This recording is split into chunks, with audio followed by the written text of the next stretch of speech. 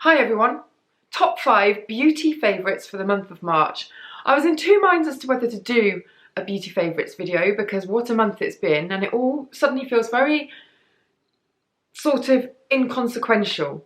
But on the other hand, I'm hoping that it might provide a little bit of light relief, a bit of escapism, and at least for me it provides a bit of structure. I feel like things they're not carrying on as normal at all. It's just chaos. But I feel like, I don't know, it gives me some order and structure. So if you don't want to watch this, if you think it's all completely mad and irrelevant, then feel free to skip. But if you're still here, thank you very much. Let's do my top 5 beauty favourites of the month. The first thing I want to show you is sort of continues from my last video, because I think I mentioned frankincense in the bath. Now, frankincense is one of my favourite essential oils because it's I feel like it's very grounding. I am really drawn to these incensey sort of churchy smells. Frankincense, I just find that, and sandalwood, I find them really calming and very balancing and very grounding. And so I use that in my bath. That's Aromatherapy Associates. But the kings of frankincense are Neal's Yard Remedies. I have worked with them before on how they ethically source all of their frankincense. They've got a whole story about how they use frankincense at Neal's Yard, and all of their frankincense products are lovely. But one of my favourites is the Rejuvenating Frankincense Refining Cleanser, which is a cream cleanser. Feels very sumptuous, but it's very good if you have oily combination skin. So if you have oilier skin and you always think, I can't use one of those more luxurious cleansers because you're worried about them being too rich, this one is beautiful. And it does leave your skin, it doesn't dry it out, but it leaves it slightly more tightened than other cream cleansers that I've used. I've used this for years and years and years. This is a new tube, but I've had lots of tubes of this, so I know it inside out. But it's more the smell of it for me gives you that really sensorial sort of experience from cleansing that you would get from something like a really lovely luxurious cleansing balm that you might find that you miss out on as somebody with oilier skin because you don't like to use those types of products. So it's good for anybody, but I tend to think normal combination oily is better with this. And it's beautiful. The smell is just, I can smell it through the tube. It's just absolutely unreal. And if you want some kind of little treat to de-stress yourself and you just feel like a bit of cheer up, but something that will be useful, this would be it. Or oil to go in your bath, frankincense, great stuff.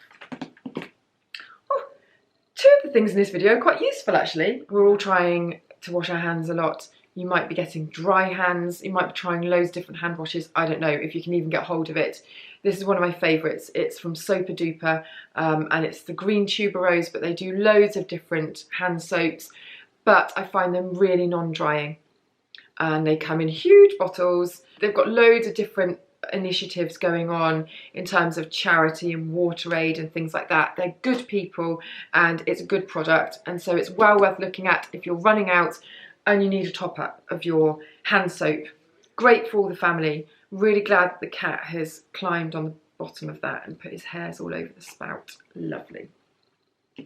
Okay, so that's that. Two things. Oh, this, I don't know whether I mentioned this maybe on IGTV and not on here.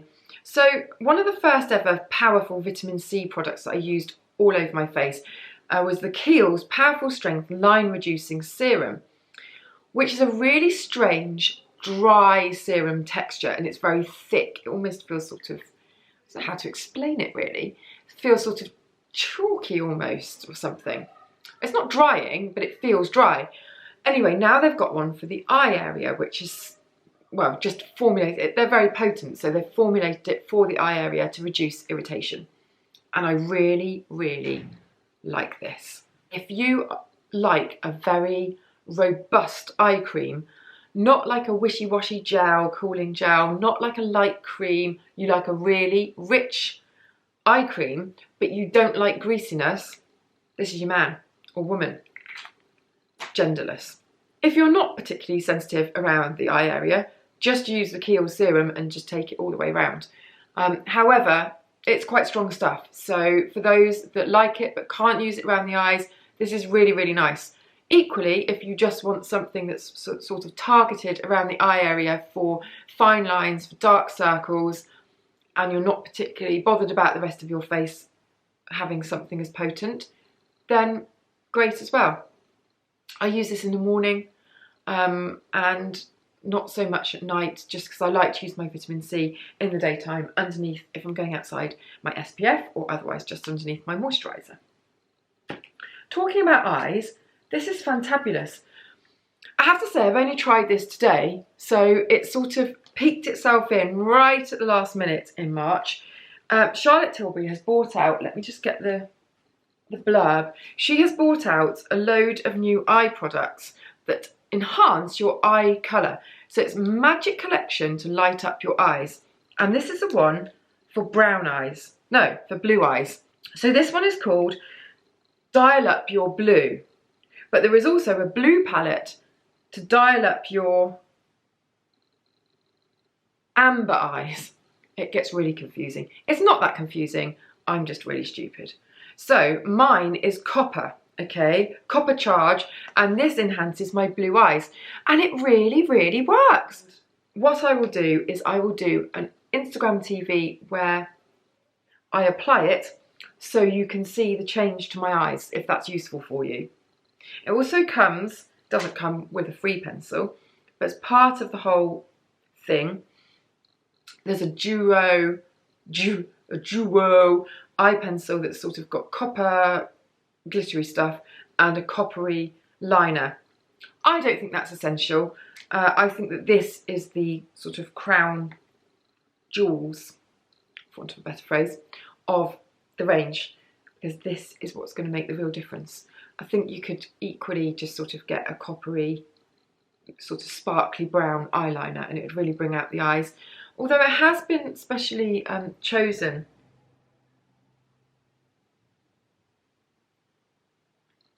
No, I'm going to take it back. It's really nice.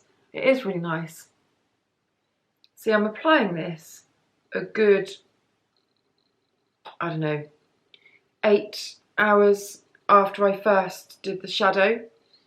So a little bit of a refresh with the pencil is quite a nice, easy, quick way to ramp it all up again, especially if you're going out for the evening. Can't say that anymore, can we? For the foreseeable future.